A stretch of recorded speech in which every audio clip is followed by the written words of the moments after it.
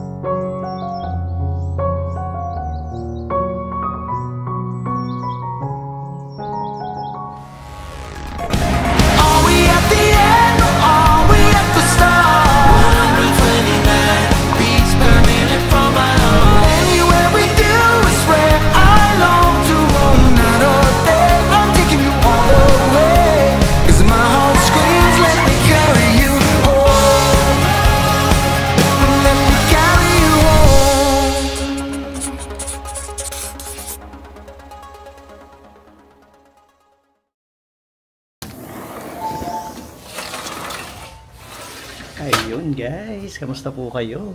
Medyo matagal-tagal na rin tayo nakapag-update dito sa likod bahay. Merong ibang mga nagtatanong, yung garden daw kamusta na? Kaya ayun, dito tayo ngayon, tingnan natin. I think yung last time na nag-update ako dito is May 24th. Isang buwan at kalahati na rin. Today is July 16. So ito na yung garden natin. Introducing ang ating napakagandang asawa. Si Aimee. Inistorbo natin yan. Nagluluto pa siya sa loob. Kita niyo itong mga alaga ni Aimee. Oh.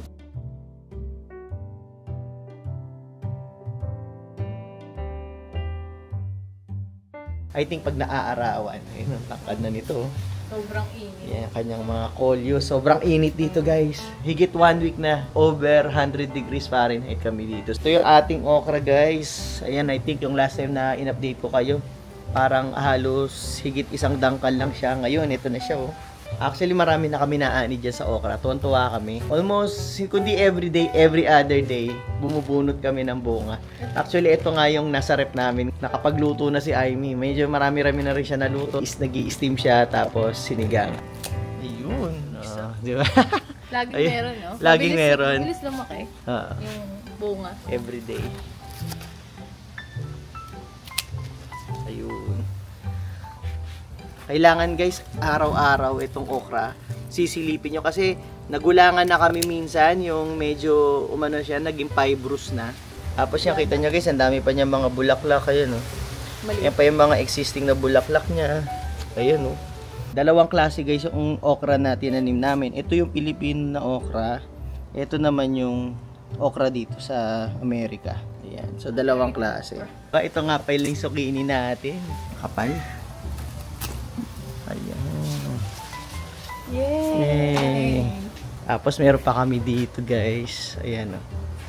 Zucchini pa rito. Naka-ano na rin kami dito guys, harvest. Ngayon ko lang to na-update. Pero meron mga nakuha na kami. Naluto na rin ni Aimee. Ayun. Okay o. Ayun. Ito nyo guys o. Meron na tayong 3 zucchini. Last year, nagtanim ako nito. Isa lang inaani ko. So, malaking improvement ngayon kasi halos ano na, panlima na siguro yan. Ito nga pala yung pipino namin guys oh. Pang ano na to, mga pangatlo na to no? Yung dalawa na ani na natin oh. Ay actually 4, yung isa yung para medyo madilaw eh. Diba? Nakakatuwa. Itong sili naman na to guys, hindi namin tinatanim every year, bumabalik lang siya parate. Nakakatuwa lang siya. Ayan, sinahalo namin sa sausawan. Very low maintenance. Kangkong. Ayan. Actually guys, naputulan ko na to.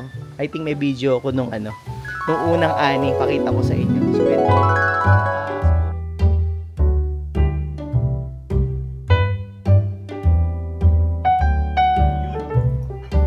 Dami.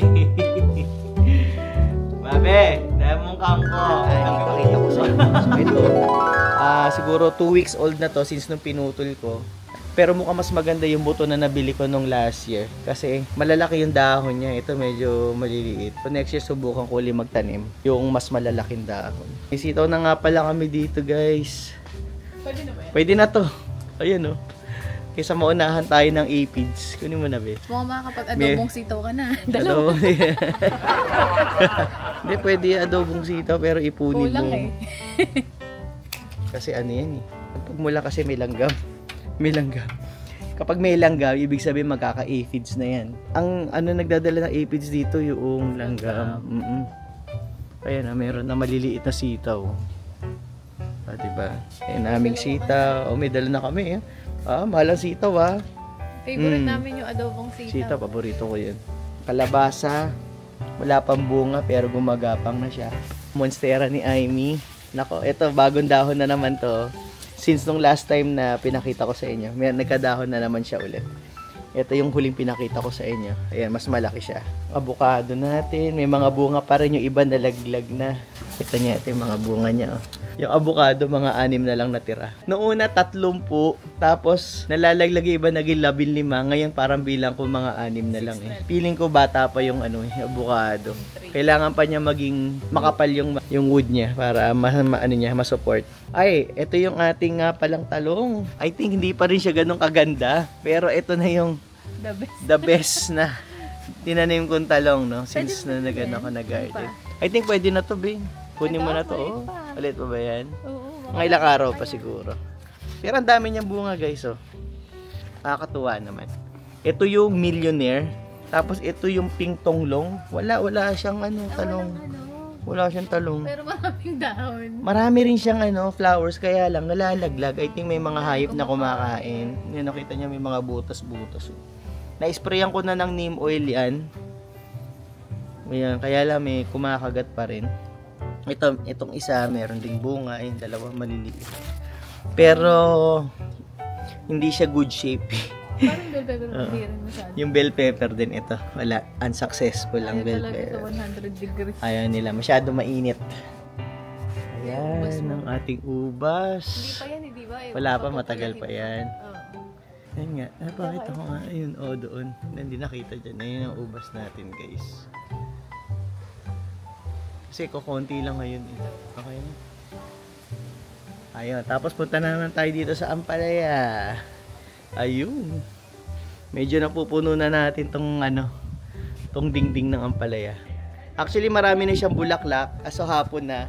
Ayun, nalaglag na yung mga flowers niya. Paghapon kasi nalalaglag siya. Hinaluan ko pala yung buto. Meron kaming ganitong klaseng Ampalaya. Dalawang klase yung naitanim ko. Meron kami yung maputla. Tapos, ano bang klaseng Ampalaya to, be? Baka Indian. Ewan ko, hindi ko alam eh. Oo. Kasi bumili kami niyan last year. Tapos tinabi ko yung buto. Kasi nga konti lang yung butong na-save ko. Naalala ko lang. Nung tinanim ko, ayaw nga pala, merong nung namunga kasi hindi naman ganyan yung bunga. So speaking nga pala guys ng Ampalaya, nag-message nga pala sa akin yung isang nanonood sa atin, si John RN. Kasi nagpadala ako sa kanya ng buto noong last April ata yon. Isa siya sa dalawang pinadala ko nung buto. And then nag-respond na siya na natanggap niya na 2 months ago yung mga butong pinadala natin. So yun John. So hopefully na patubo mo na yung mga ampalaya natin. No? Minsan mahirap maghanap ng ampalaya o kaya mahal din yung ampalaya dito sa palengke. Swertihan lang din. Kaya okay din kapag meron kayong tanim. Kasi masarap din lalo na yung dahon. Yung dahon ng ampalaya parang wala naman nagtitinda rito. Para sa munggo, di ba? Masarap siya. Sana makaani ka ng marami. At makapag mag-save ka rin ng buto. Ako naman manghingi sa'yo. May sitaw pa kami dito nga pala. Ito, Ayan, pwede mo nang bunot. Yan? Cut mo na, be. Meron ka ng 3 piraso. Diba? Ito, yung aming isa pang, sitaw. Ito, tingnan mo ba yung natin dito? Kalabasa. Bakit Gumo. ganyan? Hindi, ganun talaga. Hindi nga mildo yun. Ganun talaga yata yung variegation niya yan. Asan na? Meron na? Ayun, gusto ko ilagay doon eh. Ilalagay ko ba doon sa Okay lang. Papupuntahin ko doon sa front yard kasi mahaba na siya. Laki, Haba, kakatuwa. Ano pa i-update natin? Wala na. Yung kamatis. Nakita. Nga pala yung kamatis. Ito na naman yung kamatis namin, guys. Nga pala, hindi ko nilagpasan ko tong kamatis. Akala ko tapos na kami. Ayun.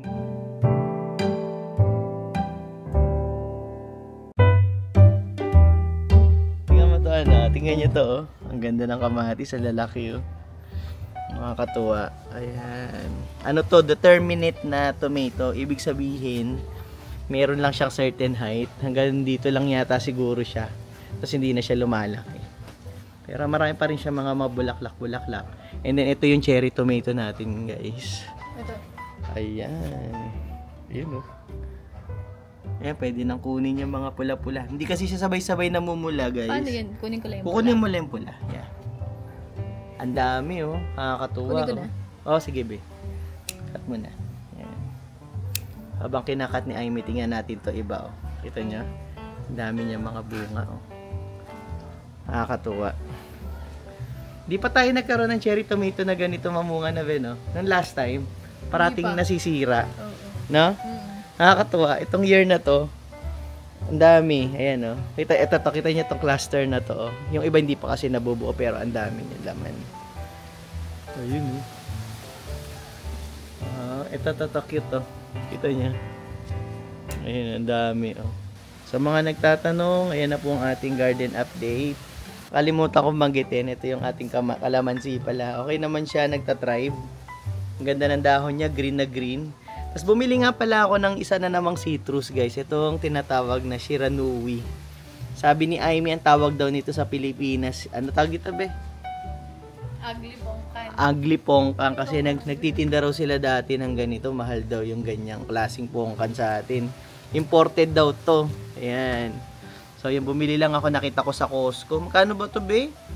$30 na to. May gusto ko mga $35. Medyo nagmamahal na yung ano nila. Inflation na rin pati yung halaman. Every year kasi, guys, bumibili ako ng citrus. Ito yung una kong binili. Tapos bumili ako doon. Ang tawag ito yung Kisho Mandarin. This year, ito naman yung binili natin. Pero guys, ito yung mga light green na dahon.